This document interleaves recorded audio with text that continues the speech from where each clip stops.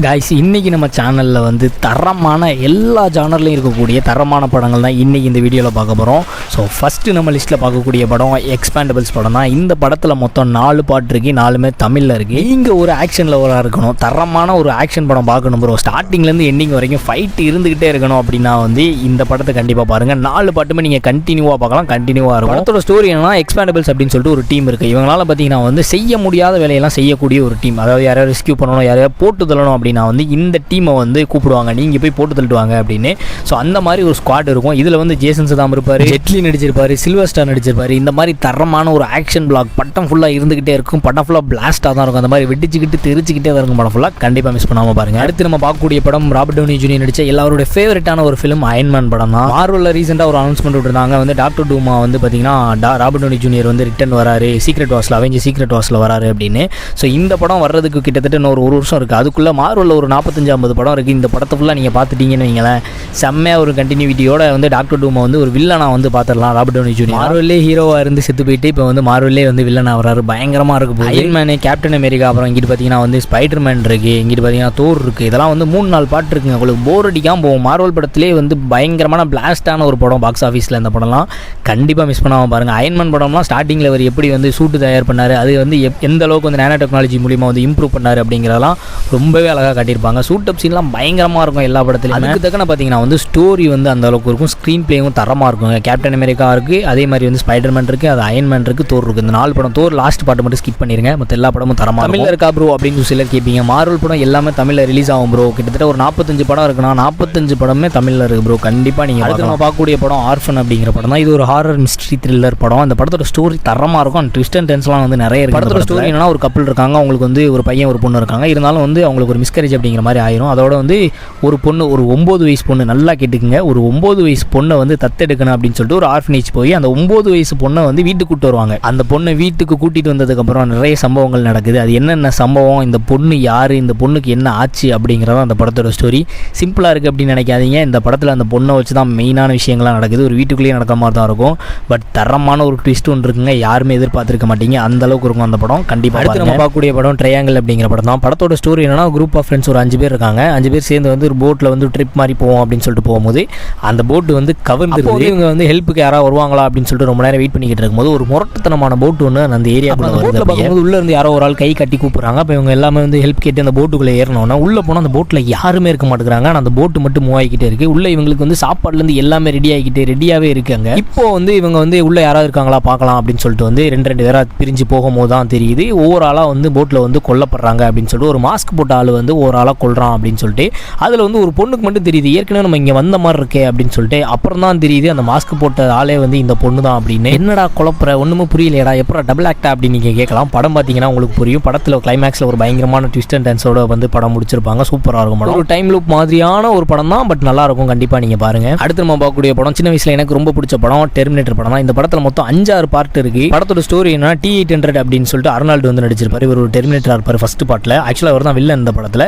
சாரா corner அப்படிங்கிறவங்களை வந்து கொல்லணும் அப்படிங்கிறதுக்காக 2029 இருந்து பார்த்தீங்கன்னா வந்து பிரசன்ட்டுக்கு வந்து அனுப்பி வச்சிருப்பாங்க. அதே டைமில் இந்த பக்கம் வந்து பார்த்தீங்கன்னா கைல் ரீஸ் அப்படின்னு சொல்லிட்டு ஒருத்தர் இருப்பார். இவர் வந்து ஒரு சோல்ஜர். இவரையும் வந்து பார்த்தீங்கன்னா வந்து கரண்ட் பிரசன்ட்டுக்கு வந்து அனுப்பி வச்சிருப்பாங்க. ஏன்னா வந்து சாரா கார்னர் காப்பாற்றணும் அப்படிங்கிறதுக்காக. டெர்மினேட்டராக பார்த்தீங்கன்னா வந்து அர்னால்டு நடிச்சிருப்பாரு. இவர் வந்து பிரசன்ட்டுக்கு வந்தவொன்னே வந்து சாராவை கொல்லணும். எதுக்காக கொல்றாரு அப்படின்னா வந்து சாராக்கு வந்து ஃபியூச்சர் வந்து ஒரு குழந்தை. அந்த குழந்தை தான் பார்த்தீங்கன்னா வந்து மனித உலகத்துக்கே வந்து பார்த்தீங்கன்னா வந்து ஒரு வழிகாட்டி அப்படிங்கிற மாதிரி வந்து இருக்கும். அந்த குழந்தையை வந்து சேவ் பண்ணணும் அப்படின்னு சொல்லிட்டு இங்கிட்டு ஒரு ஆள், கொல்லணும் அப்படின்னு சொல்லிட்டு இங்கிட்டு ஒரு ஆள், அப்படி சொல்லிட்டு சண்டை போய் வந்து இவங்கெல்லாம் வந்து பிரசன்ட்டுக்கு வந்தாங்க. ஃபியூச்சரில் என்ன நடந்துச்சு அப்படிங்கிற வந்து ஒரு கரண்ட் பார்ட் 1, 2, 3, 4, 5 அப்படின்னு சொல்லிட்டு போய்கிட்டே இருக்கும். ஸோ ஒன்று பார்த்தீங்கன்னா வந்து ஆக்ஷன் பிளாக் இருக்கும். செகண்ட் பார்ட்லேருந்து பார்த்தீங்கன்னா வந்து நம்ம வந்து அர்னால்டு வந்து நல்லவர் அப்படிங்கிறவர் மாதிரி மாறிடுவார். எந்திரன் படம்லாம் பார்த்தீங்கன்னா வந்து அப்போ வந்து இன்ஸ்பயர் ஆகி தான் வந்து டெர்மினேட்டர்லேருந்து தான் வந்து எடுத்திருப்பாங்க போல. அந்தளவுக்கு வந்து தரமாக இருக்கும் ஹாலிவுட்டில். அர்னால்டு வந்து பின்னி பெடல் எடுத்திருப்பார், அந்த மாதிரி நடிச்சிருப்பாரு.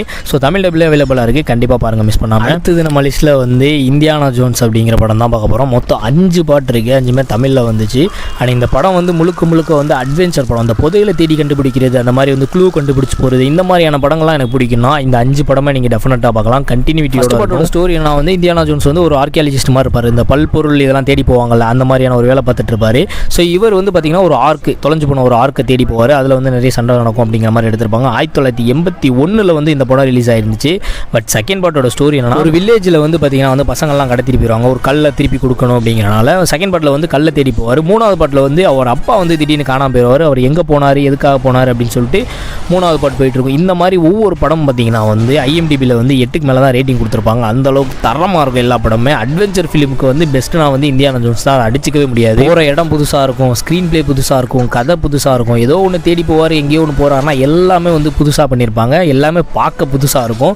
ஸோ கண்டிப்பாக மிஸ் பண்ணாமல் பாருங்கள், செம்மையான ஒரு படம். நெக்ஸ்ட்டு ரொம்ப இன்ட்ரெஸ்டிங்கான ஒரு படம் தான் இருக்குது, எஸ்கேப் பிளான் அப்படிங்கிற படம் தான். சில்வர் ஸ்டார் தான் வந்து இந்த படத்தில் நடிச்சிருப்பாரு. படத்தோட ஸ்டோரி என்னன்னா, ரே அப்படின்னு சொல்லிட்டு நம்ம சில்வர் ஸ்டார் நடிச்சிருப்பாரு. இவர் வந்து எப்பேற்பட்ட ஜெயிலாக இருந்தாலுமே அந்த ஜெயிலுக்குள்ளே போய் ஏதோ ஒரு லூப் ஹோலை வந்து கண்டுபிடிச்சி வெளியே தப்பிச்சுட்டு வந்து இந்த மாதிரி நான் தப்பிச்சேன் அப்படின்னு சொல்லிட்டு ஒரு எக்ஸ்பிளனேஷன் ஒன்று கொடுக்கும். இது மாதிரி பார்த்தீங்கன்னா வந்து இது வரைக்கும் ஒரு 14-15 ஜெயிலில் தப்பிச்சு வந்தவர் வந்து புதுசாக வந்து ஒரு ஜெயில் ஒன்று கட்டியிருப்பாங்க. இதிலிருந்து நீங்கள் தப்பிக்கவே முடியாது அப்படின்னு சொல்லி ஒரு சில ஏஜென்ட் வந்து இவர் வந்து கூட்டு போவாங்க. இதுலேருந்து முடிஞ்சால் தப்பிச்சு பாருங்க அப்படின்னு சொல்லிட்டு. ஸோ இவர் உள்ளே போனதுக்கப்புறம் வந்து பார்த்தீங்கன்னா எப்படி வெளியே தப்பிச்சு வந்தார் அப்படிங்கிற ஒரு இன்ட்ரெஸ்டிங்கான ஒரு ஸ்க்ரீன் பிளே தான். அதனால் பார்த்தீங்கன்னா வந்து வழக்கம் போல் வந்து இந்த படத்துல வந்து ஒரு சில கெஸ்ட் ரோல்லாம் பண்ணியிருப்பாரு. பயங்கரமாக இருக்கும். வர்ற சீன் வந்து பார்த்தீங்கன்னா பயங்கரமாக இருக்கும். இந்த படத்தில் 2-3 பாட்டோ இருக்குன்னு நினைக்கிறேன். ஃபஸ்ட் பார்ட் அளவுக்கு வந்து மற்ற பாட்டு இருக்காது. பட் ஃபஸ்ட் பார்ட் வந்து பார்த்தீங்கன்னா தரமாக ட்விஸ்ட் அண்ட் டர்ன்ஸோட இருக்கும்.